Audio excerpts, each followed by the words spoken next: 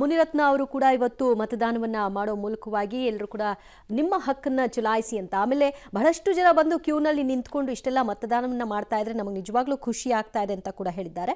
ಜೊತೆಗೆ ನಿಶ್ವಿಕಾ ನಾಯ್ಡು ನಟಿ ಇವರು ಕೂಡ ಬಂದು ವೋಟ್ ಮಾಡಿದ್ದಾರೆ. ಸಹಜವಾಗಿ ಅವರ ಅಭಿಮಾನಿಗಳಲ್ಲೂ ಕೂಡ ವೋಟ್ ಮಾಡಿ ಅಂತ ಮನವಿಯನ್ನ ಮಾಡಿಕೊಂಡಿದ್ದಾರೆ. ಅವರ ಫ್ಯಾಮಿಲಿ ಸಮೇತವಾಗಿ ಬಂದು ನಿಶ್ವಿಕಾ ಮತದಾನವನ್ನ ಮಾಡಿದ್ದಾರೆ. ಎಲ್ಲರೂ ಇದರಲ್ಲಿ ಪಾಲ್ಗೊಳ್ಬೇಕು, ಪ್ರತಿಯೊಬ್ಬರು ಮತ ಚಲಾಯಿಸಬೇಕು. ಇದನ್ನೇ ನಾವು ಮಾಡಿಲ್ಲ ಅಂದರೆ ಇನ್ನು ಜೀವನದಲ್ಲಿ ಯಾವ ಕೆಲಸ ಮಾಡಿದ್ರೂ ಅದು ಉಪಯೋಗ ಇಲ್ಲ ಅಂತಾನೆ. ಈ ನಮ್ಮ ದೇಶದ ಭವಿಷ್ಯಕ್ಕೆ ನಾವು ಮತ ಚಲಾಯಿಸಬೇಕಾಗಿದೆ. ಇವತ್ತು ಆ ಕೆಲಸ ನಾನು ಮಾಡಿದ್ದೀನಿ.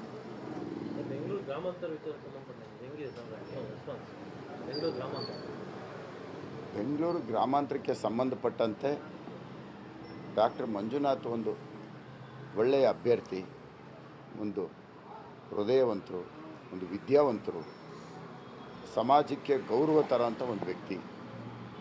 ಇವತ್ತು ಅಂಥ ಒಂದು ವ್ಯಕ್ತಿ ಇವತ್ತು ಬೆಂಗಳೂರು ಗ್ರಾಮಾಂತರದಲ್ಲಿ ಚುನಾವಣೆಗೆ ಸ್ಪರ್ಧೆ ಮಾಡಿದ್ದಾರೆ. ಅಂಥ ವ್ಯಕ್ತಿನ ಆಯ್ಕೆ ಮಾಡೋದು ಸೂಕ್ತ.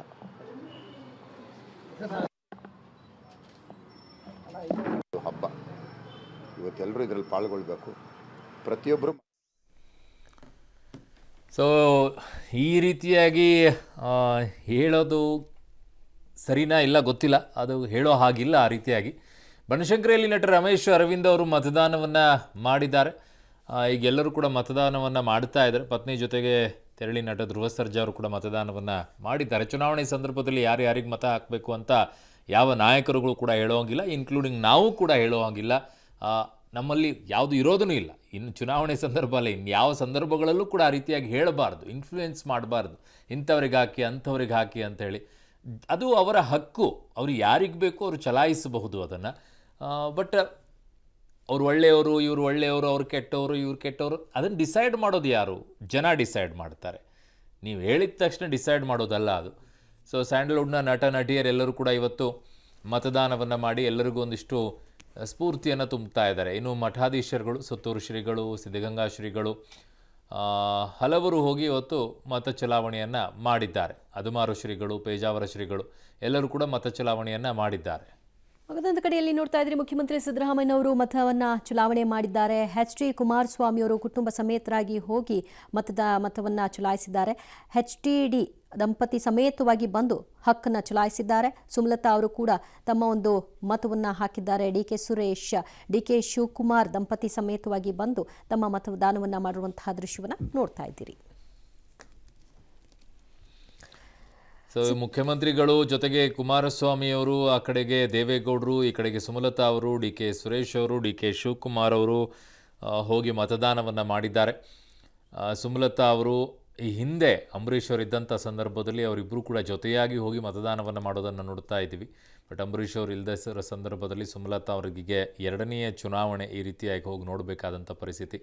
ಇನ್ನು ಡಿ.ಕೆ. ಸುರೇಶ್ ಅವರು ಹೋಗಿ ಮತದಾನವನ್ನು ಮಾಡಿದ್ದಾರೆ. ಡಿ.ಕೆ. ಶಿವಕುಮಾರ್ ಅವರು ಸಹ ದಂಪತಿ ಸಮೇತವಾಗಿ ಹೋಗಿ ಮತದಾನವನ್ನು ಮಾಡಿದ್ದಾರೆ. ರೇವಣ್ಣ ಅವರು ಸಹ ದಂಪತಿ ಸಮೇತವಾಗಿ ಭವಾನಿಯವ್ರ ಜೊತೆಗೆ ಹೋಗಿ ಮತದಾನವನ್ನು ಮಾಡಿದ್ದಾರೆ. ಎಂ.ಟಿ.ಬಿ. ನಾಗರಾಜ್ ಅವರು, ಕಟೀಲ್ ಅವರು, ನಂಜೇಗೌಡರು, ಅರವಿಂದ್ ಲಿಂಬಾವಳಿ ಅವರು, ಕೆ.ಎಂ. ಶಿವಲಿಂಗೇಗೌಡರು ಇವರೆಲ್ಲರೂ ಕೂಡ ಹೋಗಿ ಮತದಾನವನ್ನು ಮಾಡಿದ್ದಾರೆ. ನಿಮಗೆ ಅವೆಲ್ಲದಕ್ಕಿಂತಲೂ ಹೆಚ್ಚಾಗಿ ಇಲ್ಲಿದೆ ನೋಡಿ ಸ್ಫೂರ್ತಿ ನೀಡುವಂತಹ ದೃಶ್ಯಗಳು. ವೀಲ್ ಚೇರ್ನಲ್ಲಿ ಬಂದು ಮತದಾನವನ್ನು ಮಾಡಿದ್ದು, ದುಬೈನಿಂದ ಬಂದು ಮತದಾನವನ್ನು ಮಾಡಿದ್ದು, ಶತಾಯುಷಿಗಳು ಮತದಾನವನ್ನು ಮಾಡಿದ್ದು, ಮಧುಮಗಳು ಫಸ್ಟು ಮತದಾನವನ್ನು ಮಾಡಿ ಆಮೇಲೆ ಹೋಗಿ ತಮ್ಮ ಮುಹೂರ್ತದ ಸಮಯದಲ್ಲಿ ಹೋಗಿ ಮದುವೆಗೆ ಹೋಗಿದ್ದು, ನವದಂಪತಿ ಮತದಾನವನ್ನು ಮಾಡಿದ್ದು, ಮದುವೆ ಆದ ನಂತರ ಅವ್ರು ಫಸ್ಟ್ ಬಂದು ವೋಟಿಂಗನ್ನು ಮಾಡಿದ್ದಾರೆ. ಆಟೋದಲ್ಲಿ ಬಂದು ಮತದಾನವನ್ನು ಮಾಡಿರುವಂಥ ವಯಸ್ಸಾಗಿರುವಂಥವ್ರು ನೋಡಿ, ಅವ್ರಿಗಿರುವಂಥ ಉತ್ಸಾಹ ಯುವಕ ಯುವತಿಯರಲ್ಲಿ ಯಾಕೆ ಕಾಣೋದಿಲ್ಲ ಅಂತ ಹೇಳಿ, ಯಾಕೆ ಕಾಣೋದಿಲ್ಲ?